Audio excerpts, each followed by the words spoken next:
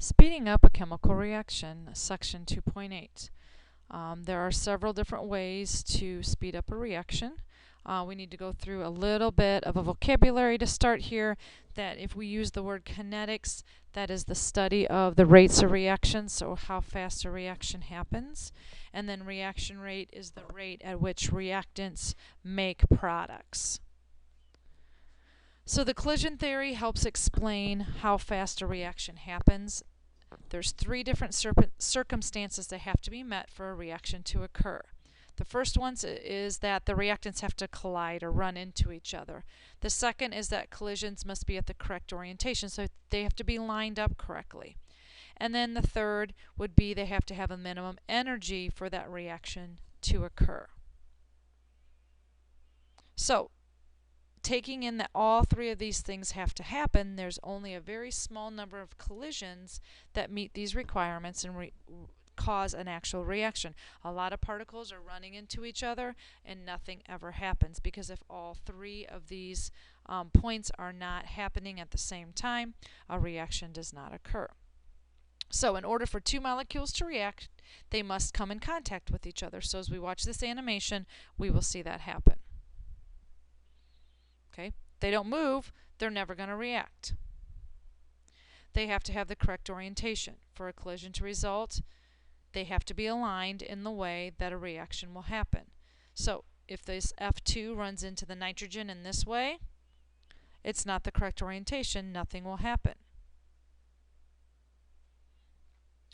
If the F2 is turned and the collision happens in this way, the orientation is correct, and so a reaction will happen. One of the fluorine atoms will disconnect from the other and connect with the NO2. Now, the third condition is having enough energy. If these particles are moving too slowly and they don't have enough energy, they can run into each other and just bounce back off. They have to have enough energy to be able to break and make a new bond. If they're moving fast enough, that reaction will happen.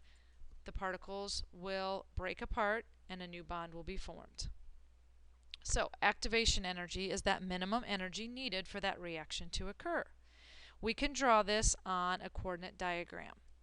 So whenever we see a peak, we're going to know that we're talking about an activation energy. We start with our reactants down here. We end up with our products at the end. In the middle, we have to have a certain amount of energy for a reaction to occur. So the activation energy is the energy from the bottom, where the reactants start, to the top of the peak, when we know that much energy is needed for the reaction. That total is our activation energy. The energy from the products back down to where the reactant started is the energy change that happens during the reaction. So in this case, our reactants gained this much energy and became our products. So what is an activated complex? Here we have our F2 and our NO2 coming together. The activated complex is when they come in contact with each other. And then we end up with new products in the end of our reaction. So there are different things that are going to affect how quickly our reactions happen. The first three things that we talked about determine whether the reaction will happen or not. Now we're going to be talking about how fast the reactions take place. First is surface area. Okay, reactants have to collide in order for a reaction to happen. If we have a large surface area, that means more particles can come in contact with each other at the same time. An example of this would be if you have an antacid, that's a whole tablet. If we drop that in a glass of water, it's going to take a very long time to dissolve because it has a small surface area, because only the outer particles are going to be touched with water. If we take that antacid tablet and we grind it up into tiny pieces, every single piece now has a surface area all the way around it, and it will have a larger surface area. So here's another example. Surface area here for our antacid would be only the outer edge. If we grind this antacid up into tiny particles, we are going to have a lot bigger surface area if each one of these particles can be surrounded by water. Surface area here much, much larger than if only the outer edge of this large piece can come in contact with water. So let's go back and look at that again. So the more reactants that can collide at the same time, the faster your reaction is going to be. So concentration of a reactant. This is the second thing that will affect how fast a reaction happens. Only a small fraction of the collisions that actually meet are going to have a reaction, like we said earlier. The more reactants that we have, the more possibilities there are for those collisions. The more collisions there are, the more possibility that there's going to actually be a reaction happen.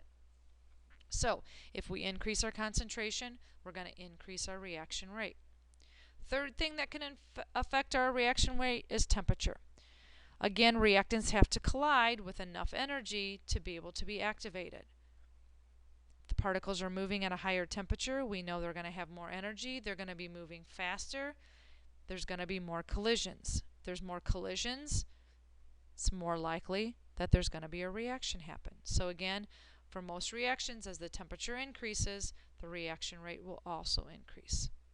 A catalyst is another way that a reaction can speed up, and what a catalyst does is it increases the reaction rate without being used up. Okay, so example here, the C is the catalyst. You can see it's part of the reactants. It's also part of the products. So it's going to be present in the beginning and the end. Enzymes are an example of catalysts in our body. So how do they work? They increase the chances that a collision will successfully produce a reaction.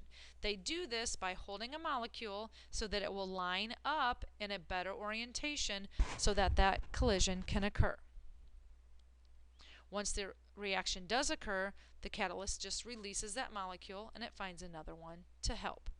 So if we look at that coordinate diagram that we looked at before, if we don't have a catalyst, the activation energy is going to be higher than if we do have a catalyst. The catalyst allows that reaction to happen with less energy because the orientation is better because those catalysts hold the molecules in line. Okay, so again, with lower activation energy, more percentage of collisions will be successful.